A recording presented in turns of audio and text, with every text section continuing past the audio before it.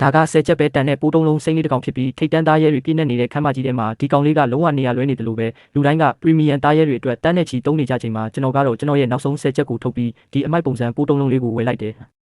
ကျောင်းကလူမိုက်ကဒါကိုမြင်ပြီးလှောင်ရဲကဒီလောက်အဆင်မရှိတဲ့လောက်ကောင်ကသူ့သားရဲရဲ့အစာဖြစ်ဖို့တော့မတန်ဘူးလို့ပြောတယ်ကျွန်တော်ကတော့လှောင်ပြုံးပဲပြုံးလိုက်မိတယ်ဘာလို့လဲဆိုတော့ကျွန်တော်မှာသားရဲမျိုးရိုးပြန်လည်စနစ်ပွင့်သွားလို့ပဲအဲ့ဒီပရီမီယံလို့ခေါ်တဲ့သားရဲတွေဟာတကယ်တော့ပါရမီလုံးဝမရှိတဲ့အမိုက်မျိုးရိုးတွေပါဒါပေမဲ့ဒီဆယ်ချက်တန်ပိုးတုံးလုံးလေးကတော့စနစ်ရဲ့အဆိုအရငကားမျိုးရိုးဗီဇ69%အထိရှိနေတယ်ဒါဟာကျွန်တော်ရဲ့ပထမဆုံးသားရဲပဲစနစ်ကဒီကောင်လေးကိုမျိုးရိုးပြန်လည်စေချက်ချင်းတိုက်ဖို့ပြောလာတယ်ကျွန်တော်အစပြုလက်ဆောင်တွေကစီပလင်းကိုယူပြီးပိုးတုံးလုံးလေးပေါ်အကုန်ပုံလောင်းချလိုက်တယ်နောက်တစ်စက္ကန့်မှာပဲပိုးတုံးလုံးလေးစီကနေလုံးဝခြားနာတဲ့စွမ်းရည်တွေထွက်ပေါ်လာခဲ့တယ်ဘေးကလူတွေကဝိုင်းပြောကြတယ်နေပါဦးဒီကောင်မှာဖုံးကွယ်ထားတဲ့ပါရမီရှိနေတာလားတခြားလူတယောက်ကတော့ချက်ချင်းပြန်ပတ်တယ်စိတ်အေးထားဆန်းပါအစစ်နှိမ်ဆေးကိုစုပ်ယူလိုက်ယုံတင်ပါဒါကသူ့ရဲ့နောက်ဆုံးပါရမီပဲကျောင်းကလူမိုက်ကတော့တလနေရင်ကျင်းပမဲ့တားရဲစာမှုပွဲမှာမင်းရဲ့ပိုးတုံးလုံးကိုအဆအဆအရာရာစုပ်ခဲပြစ်မယ်လို့ကြုံဝါနေခဲ့တယ်ကျွန်တော်ဂယူးမဆိုင်အားပဲပိုးတုံးလုံးရဲ့အခြေအနေကိုစစ်ဆေးကြည့်ရမှာအစစ်နှစ်ကိုရောက်နေပြီဖြစ်လို့မျိုးရိုးပြန်လည်ဆေးကအစွမ်းပြနေတာပါဒါပေမဲ့နောက်တစ်ပလင်းထပ်သုံးဖို့ကြည့်တဲ့အခါစနစ်ကတစ်ပလင်းကို1000ကျတင်မယ်လို့ပြောတယ်ကျွန်တော်မှာတော့1000တောင်ပြည့်အောင်မရှိဘူးဒီလောက်ပတ်စံအများကြီးကိုဘဲကသွားရှာရမလဲအဲ့ဒီအချိန်မှာပဲအလုတ်ကြော်ညာတစ်ခုကိုတွေးလိုက်တဲ့အစစ်နှစ်သားရဲ့အတွက်လေ့ကျင့်ဖို့လိုအပ်သည့်တစ်ချိန်ကို9000ပေးမိတဲ့ကျွန်တော်ပိုးတုံးလုံးလေးကိုခေါ်ပြီးတန်းသွားခဲ့တယ်သူ့ရဲ့ခွန်အားကိုလည်းစမ်းတက်ရရောက်တယ်လို့ပတ်စံလဲရမှာဆိုတော့လက်မလွတ်နိုင်ဘူးလေရောက်သွားတဲ့အခါအလုတ်ရှင်ကကျောင်းကအလှပဆုံးမိန်းကလေးစုမှုရွှေဖြစ်နေတာကိုတွေ့ရတယ်သူမကသူမရဲ့သားရဲ့အတွက်ထိုက်တန်တဲ့ပြန်ဘက်လိုချင်တာဖြစ်ပြီးကျွန်တော်ပိုးတုံးလုံးကတော့အဲ့ဒီလိုပုံစံမျိုးလုံးဝမပေါက်ဘူးကျွန်တော်ရှင်းပြမလို့လှုပ်တုံးမှာပဲလူတယောက်ဝင်ရှုပ်လာတယ်လင်းမိုးမင်းယူသွားပြီလားဒီလိုအမိုက်လောက်ကောင်ကိုလေ့ကျင့်ဖို့ဖြစ်ခေါ်လာရတယ်လို့သူကသူ့ရဲ့အစင်နှစ်ကြောက်ချက်ဝစ်ကြံကြီးကိုဆင့်ခေါ်လိုက်တယ်မှုရွှေရေငါရဲ့ကြောက်ချက်ဝစ်ကြံကခန်းစစ်အကောင်းဆုံးမှုမင်းအတွက်အကောင်းဆုံးလေ့ကျင့်ဖို့ဖြစ်လိမ့်မယ်လမ်းဘေးကလောက်ကောင်ကိုခေါ်လာတဲ့တချို့လူတွေနဲ့မတူဘူးပေါ့ကျောင်းကအလှပဆုံးမိန်းကလေးကလည်းကျွန်တော်ပိုးတုံးလုံးကိုအထင်မကြီးတာမှုလီယုံနဲ့ပဲအရင်တိုက်ခိုက်လိုက်တယ်သူမရဲ့သားရဲကမီးမြောက်ပို့ဆွေဖြစ်ပြီးကြံ့ရဲ့တိုက်ခိုက်မှုကိုဖျက်ခနဲရှောင်ကွင်းလိုက်တယ်ပြီးနောက်ပို့ဆွေကကြီးမားတဲ့မီးလိုင်းကြီးကိုမှုတ်ထုတ်လိုက်ရာခန်းစစ်အကောင်းဆုံးဆိုတဲ့ကြံကြီးဟာခဏလေးတွင်းမှာပဲပျက်စီးသွားခဲ့တယ်လီယုံပြရခတ်သွားပြီးကြောက်ဆူးတွေထွက်လာဖို့အမိန့်ပေးလိုက်တယ်မြေကြီးထဲကနေကြောက်ဆူးဒါဇင်ပေါင်းများစွာထွက်လာပေမဲ့ကျောင်းတွေကအေးအေးဆေးဆေးပဲမီးဝဲကတော့လို့အမိန့်ပေးလိုက်ရာစက္ကန့်ပိုင်းတွင်ကြောက်ဆူးတွေအားလုံးအရေးပြောသွားခဲ့တယ်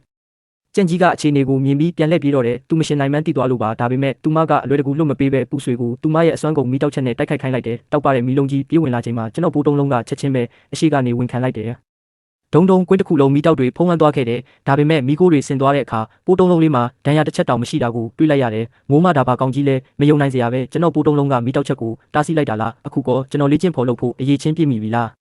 းအဲ့ဒီနောက်မှာတော့သူမကကျွန်တော်မဆိုးစလောက်အရေးချင်းပြည့်မိတယ်လို့ဝန်ခံပြီးပဆွေကပိုးတုံးလုံးကိုရှုံးသွားတယ်ဆိုတာကိုသူမမယုံနိုင်ပဲဖြစ်နေခဲ့တယ်သူမစိတ်မကောင်းဖြစ်ရပေမဲ့1000ကိုတော့လွှဲပေးခဲ့ပါတယ်အဲ့ဒီအကြောင်းကြားစာကိုမြင်ရတဲ့ခဏမှာကျွန်တော်စိတ်လှုပ်ရှားသွားတယ်အခုဆိုရင်ပိုးတုံးလုံးကိုနောက်တစ်ဆင့်ထပ်ပြီးမြင့်တင်နိုင်ပြီးအပြင်ထွက်ဖို့လုပ်တုံးမှာပဲသူမကလှမ်းអော်တ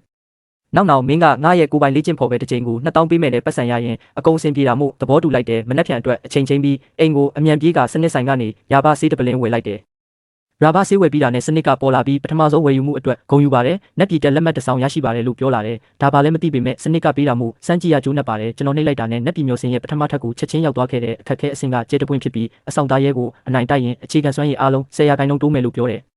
ပထမထပ်တင်10%တိုးမှဆိုတော့ဒီနေရာကတကယ်ကိုရွှေတွင်းကြီးပဲဒါပေမဲ့စုလက်တွေနောက်မှာပေးဆက်မှုလည်းရှိတယ်တောဝက်ကြီးရဲ့တိုက်ခိုက်မှုတစ်ချက်တည်းနဲ့တင်ပိုးတုံးလုံးကမျက်စိလဲသွားခဲ့တယ်ကျွန်တော်ပိုးမြင့်တားစီကိုချက်ချင်းတုံးလိုက်ပြီးဝက်ကြီးပြေးဝင်လာချိန်မှာပိုးမြင့်ပက်ပက်လို့អော်လိုက်ရခြေထောက်လေးဖက်လုံးအပတ်ခံလိုက်ရတယ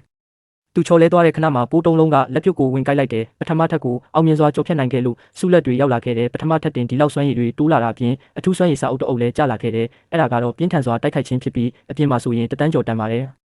်ကျွန်တော်ပိုးတုံးလုံးကိုချက်ချင်းလေးလာခိုင်းလိုက်တယ်ဒီတစ်ခေါက်ကတော့တကယ်ကိုအမျက်ထွက်တာပဲစွမ်းရည်တွေလည်းတက်ပြီးရှားပါစွမ်းရည်လည်းအလကားရခဲ့တယ်အပြင်ထွက်ခါနီးမှာနောက်ထပ်စာသားတစ်ခုပေါ်လာပြန်တဲ့ပထမဆုံးဆရာကြီးကိုတတ်နိုင်ခဲ့လို့လိုကဲမန်ကိုဆေး6တပလင်းရရှိပါတယ်အခန်းထဲပြန်ရောက်တဲ့အခါဆေးကိုပိုးတုံးလုံးပေါ်တန်းလောင်းချလိုက်ပေမဲ့အဆင့်တက်မဲ့အစားပိုးအိမ်ဖြစ်သွားခဲ့တယ်ကျွန်တော်ပြရခတ်သွားပြီးတစ်ခုမှားသွားပြီလားလို့တွေးနေတော့ပိုးအိမ်ပေါ်မှာအကြောင်းတစ်ခုပေါ်လာတယ်အကြောင်းကပိုကြီးလာပြီးနောက်မှာတော့ဒုံးမယုံနိုင်စရာပဲတကယ်ဖြစ်သွားပြီးပိုးတုံးလုံးလေးကနေငကားတစ်ကောင်ဖြစ်ပြောင်းလဲသွားခဲ့တယ်ကျွန်တော်အခြေအနေကိုစစ်ဆေးကြည့်ရမှာမိုးပြငကားမင်းအဆင့်3တန်နာရီလာပါရမီစွမ်းရည်တွေကတော့လေထားသွားတဲ့ငကားရဲ့အရှိန်ဝါတို့ဖြစ်ကြတယ်ဒီကောင်လေးကဘာမှမရှိတဲ့အဆင့်ကနေဒဏ္ဍာရီဖြစ်သွားခဲ့ပြီးအဲ့ဒီအချိန်မှာဖုန်းကမြည်လာပြီးတားရဲစာမှုဝဲပုံစံပြောင်းလဲသွားကြောင်းကျောင်းသားတိုင်း3ရက်ကြာတိုက်ခိုက်ရေးအတွက်မောင်ကိုဈေးကွက်တော်ရိုက်မြေတဲ့ဝင်ရမှာဖြစ်ပြီးလူတွေတကယ်တည်နိုင်တယ်လို့ဆိုထားတယ်ဂယူးထဲမှာတော့လူတွေအားလုံးရက်ဆက်လုံးလို့ဆိုပြီးယူမတက်ဖြစ်နေကြတယ်ကျွန်တော်ကတော့ပြုံးလိုက်မိတယ်မိုးပြငကားမင်းရဲ့စွမ်းရည်ကိုစမ်းတက်ဖို့အကောင်းဆုံးအချိန်ပဲစာမေးပွဲနေ့ကလည်းအမြန်ရောက်လာခဲ့တယ်ကြည်ကြက်ရည်မှုကစီကန်းတွေကိုရှင်းပြရမှာရိုးရှင်းပါတယ်9ယောက်တစ်ဖွဲ့ရမယ်တားရဲတွေကိုအမဲလိုက်ပြီးရမှတ်1000ပြည့်ရင်တစ်ဖွဲ့လုံးအောင်မြင်မှာဖြစ်ပေမဲ့အဖွဲ့ဝင်3ယောက်ရှုံးနေသွားရင်တော့တစ်ဖွဲ့လုံးပြုတ်မှာဖြစ်တယ်လူတိုင်းပြရခတ်ပြီးတမာတဲ့အဖွဲ့ဝင်တွေကိုလိုက်ရှာကြတယ်လင်းဖန်ကတော့လူကြိုက်အများဆုံးဖြစ်နေပေမဲ့သူကကျွန်တော်စီတန်မတ်လျှောက်လာပြီးဟေ့ကောင်တူးထောက်ပြီးတောင်းပန်ရင်ငါအဖွဲ့ထဲထည့်ပေးမယ်မဟုတ်ရင်တော့မင်းရဲ့အဲ့ဒီလောက်ကောင်နဲ့တေးတွင်းနဲ့တွားရမှာပဲလို့ပြောတယ် ကျွန်တော်သူ့ကိုလုံးဝဥပိ္ပခါပြုပြီးလူအုပ်ကြီးပက်လှဲ့ကအဖွဲဝင်လိုသေးတဲ့လူရှိလားလို့မေးလိုက်တယ်လင်းဖန်ကအကျယ်ကြီးရဲ့ပြီးမင်းအဖွဲ့ထဲဝင်မဲ့ဘယ်ငိုမှရှိသေးလဲကြည့်ရသေးတာပေါ့တကယ်လို့ရှိရင်ငါအခုပဲဒူးထောက်ပြီးခမည်းကိုအဖိုးလို့ခေါ်မယ်လို့ပြောလိုက်တယ်လူအုပ်ကြီးကလည်းအဲ့ဒီအမိုက်ပိုးတုံးလုံးနဲ့လားကံကောင်းပါစေကွာလို့ဝိုင်းရကြတယ်အဲ့ဒီအချိန်မှာပဲစုမှုရွှေကရှောက်လာပြီးလင်းမိုးငါမင်းရဲ့အဖွဲထဲဝင်လို့ရမလားလို့မေးလိုက်တော့တယ်